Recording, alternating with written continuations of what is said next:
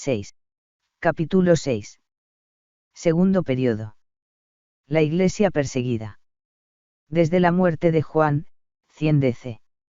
Hasta el edicto de Constantino 313 DC. Primera parte. Las persecuciones imperiales. El hecho más relevante en la historia de la Iglesia, en los siglos II y III fue la persecución, que los emperadores romanos desplegaron contra el cristianismo. Aunque esta situación no fue continua, a menudo duraba varios años y propensa a que en cualquier momento estallara en formas terribles. En el siglo IV se prolongó hasta 313 DC, cuando el edicto de Constantino, el primer emperador cristiano, puso fin a todos los intentos de destruir la Iglesia de Cristo. Es sorprendente que durante este periodo algunos de los mejores y más sabios emperadores eran los más activos en la persecución del cristianismo. Sin embargo, la oposición de algunos de los peores emperadores era mínima o ninguna. Antes de narrar la historia, investiguemos algunos de los motivos que obligaban al gobierno, generalmente justo y que procuraba el bienestar de sus ciudadanos, a intentar por espacio de 200 años a extirpar un cuerpo tan recto, tan obediente a la ley y tan conveniente como los cristianos. Puede señalarse un buen número de causas para el antagonismo de los emperadores al cristianismo. El paganismo acogía las nuevas formas y objetos de adoración, mientras que el cristianismo las excluía. Donde los dioses ya se contaban por cientos, aun por miles, un dios más no se destacaba en nada. Cuando la gente de una ciudad o una provincia deseaban desarrollar el comercio o la inmigración, construía templos a los dioses que se adoraban en otros países para que los ciudadanos de esos otros países pudiesen tener un lugar de adoración. Es por eso que en Pompeya encontramos un templo a Isis, una diosa egipcia, construido para fomentar el comercio de Pompeya con Egipto. Esto hacía que los comerciantes egipcios se sintieran como en su propio país. El cristianismo, en cambio, se oponía a toda adoración excepto a la de su propio Dios. Un emperador deseó colocar una estatua de Cristo en el Panteón, un templo de Roma que todavía está en pie, donde se adoraban a todos los dioses importantes. Sin embargo, los cristianos rechazaron la oferta con desprecio. No querían que a su Cristo se le reconociese solo como uno entre muchos dioses. La adoración al emperador se tenía como una prueba de lealtad. En algún lugar prominente de cada ciudad había una estatua del emperador reinante. Ante dicha imagen se ofrecía incienso como a un dios. Tal parece que en una de las primeras epístolas de Pablo hay una referencia velada a esta forma de idolatría. Los cristianos se negaban a rendir esta adoración, aun cuando era muy sencillo arrojar un poco de incienso sobre el altar. Debido a que cantaban himnos de alabanza y adoraban a otro rey, un tal Jesús, las multitudes los tenían por desleales y conspiradores de una revolución. De alguna manera, se consideraba a la primera generación de cristianos relacionada con los judíos. A pesar de que estos vivían separados de las costumbres idólatras y ni siquiera comían en las fiestas de los ídolos, el gobierno reconocía al judaísmo como una religión permitida. Esta aparente relación preservó a los cristianos por algún tiempo de la persecución. Sin embargo, después de la destrucción de Jerusalén en el año 70 DC, el cristianismo quedó solo sin leyes que protegiesen a sus seguidores del odio de sus enemigos. Las reuniones secretas de los cristianos despertaban sospechas. Se reunían antes de la salida del sol o en la noche, a menudo en cuevas o catacumbas subterráneas. Circulaban falsos rumores de ritos lascivos o criminales que se llevaban a cabo entre ellos.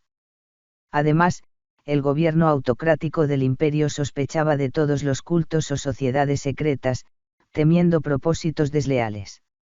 La celebración de la Cena del Señor, de la cual se excluían a los extraños, a menudo era una causa de acusación y persecución. El cristianismo no hacía distinciones entre los hombres. Tampoco lo hacía entre sus miembros ni en el trabajo que realizaban. Incluso, un esclavo se podía elegir como obispo en la Iglesia. Esto era una ignominia para los nobles, los filósofos y las clases gobernantes. A los cristianos se les consideraban como igualitaristas, anarquistas y trastornadores del orden social. Es decir, enemigos del Estado. Por cierto, a menudo los intereses económicos generaban o estimulaban el espíritu de persecución. A esto se debió que en Efeso Pablo estuviera en peligro de muerte por el motín que provocó Demetrio el platero. También los gobernantes perseguían a los cristianos bajo la influencia de individuos cuyos intereses financieros se afectaban con el progreso de la Iglesia. Por ejemplo, entre estos había sacerdotes y sirvientes laicos de los templos de ídolos, los que hacían imágenes, los escultores, arquitectos de templos y otros que se ganaban la vida mediante la adoración pagana.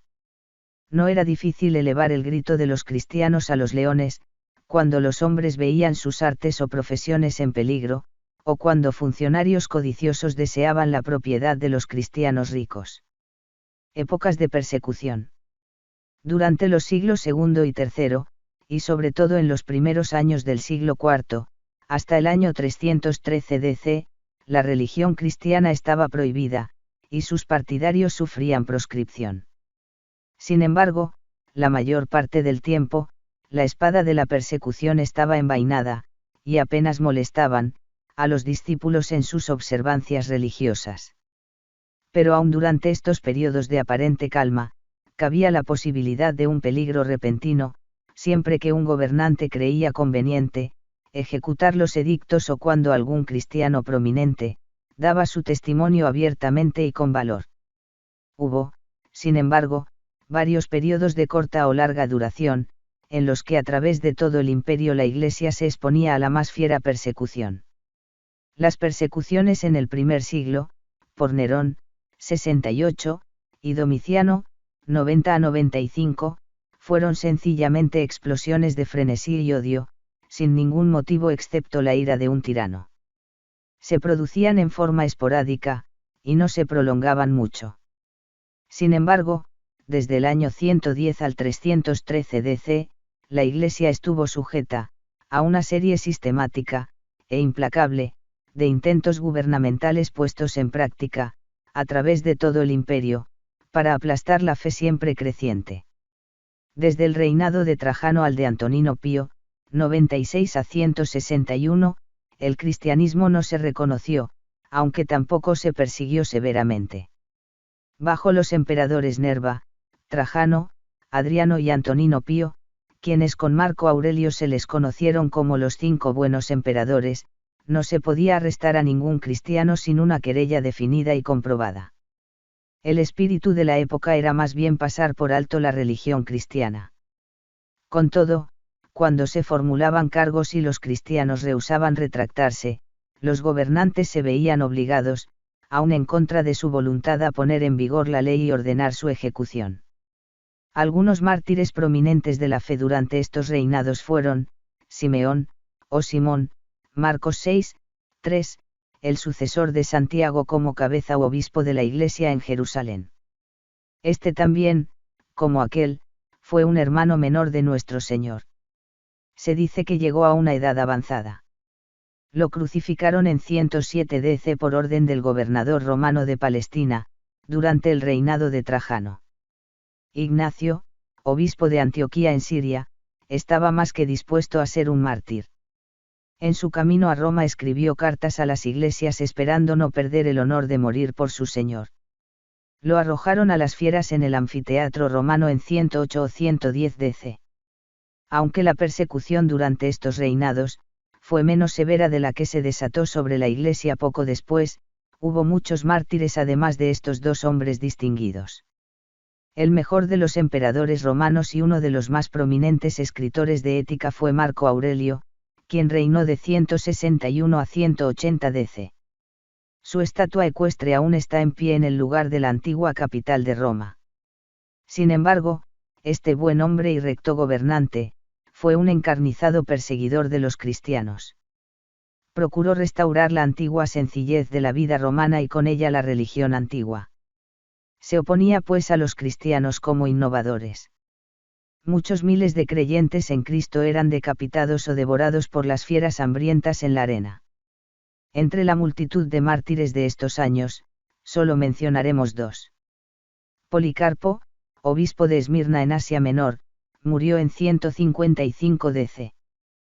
Cuando lo llevaron ante el gobernador y lo instaron a maldecir el nombre de Jesucristo, contestó: 86 años le he servido y todo lo que me ha hecho es bien, ¿cómo podría maldecirle?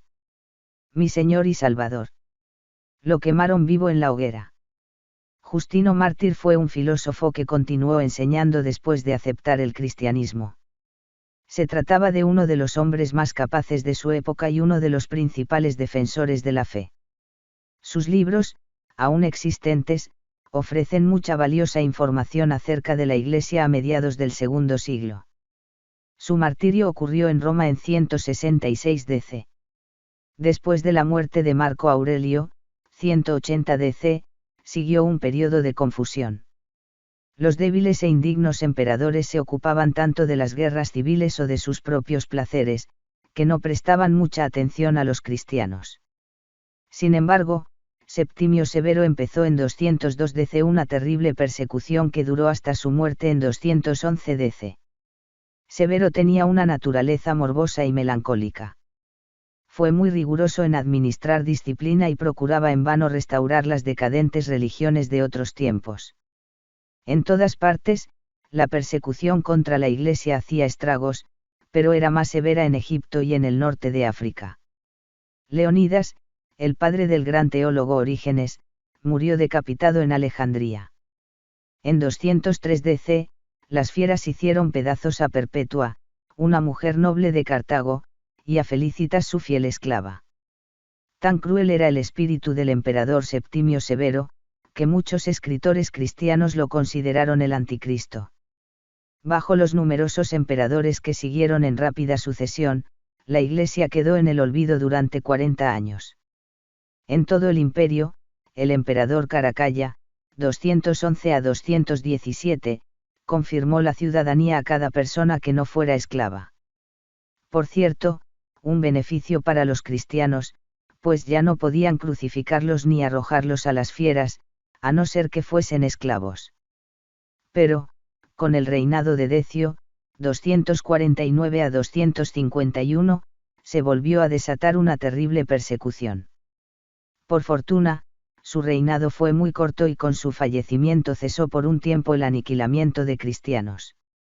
Después de la muerte de Decio, siguieron más de 50 años de relativa calma, aunque a veces había breves periodos de persecución.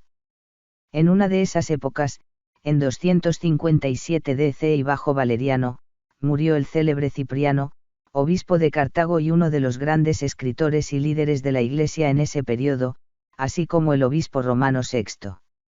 La última y más sistemática, y terrible de todas las persecuciones, fue durante el reinado de Diocleciano y sus sucesores, de 303 a 310 DC.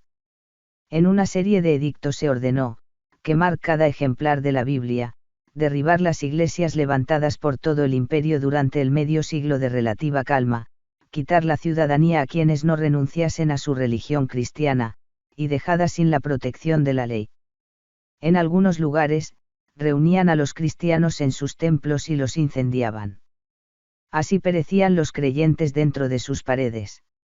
Se dice que el emperador Diocleciano erigió un monumento con la inscripción, en honor de la exterminación de la superstición cristiana. Esta declaración, aunque hecha por muchos historiadores, descansa sobre evidencias inciertas y quizá no sea auténtica. Sin embargo, 25 años después el cristianismo se convirtió en la religión oficial del emperador, de la corte y del imperio.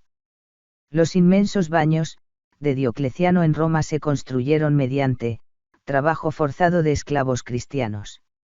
Sin embargo, 12 siglos después de Diocleciano, Miguel Ángel transformó una parte del edificio, en la iglesia de Santa María degli Angeli, consagrada en 1561 DC, que todavía se usa para la adoración católico-romana.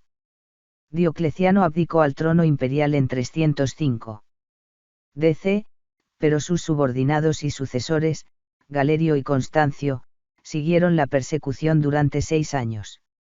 Constantino, el hijo de Constancio, como coemperador y quien para ese tiempo no profesaba ser cristiano, expidió su memorable edicto de tolerancia en 313 DC. Por esta ley se aprobó el cristianismo, su adoración se legalizó, y toda persecución cesó, para no volverse a renovar mientras duró el Imperio Romano. Termina el capítulo 6. En el siguiente capítulo el tema será la Iglesia perseguida, segunda parte. Formación del canon del Nuevo Testamento.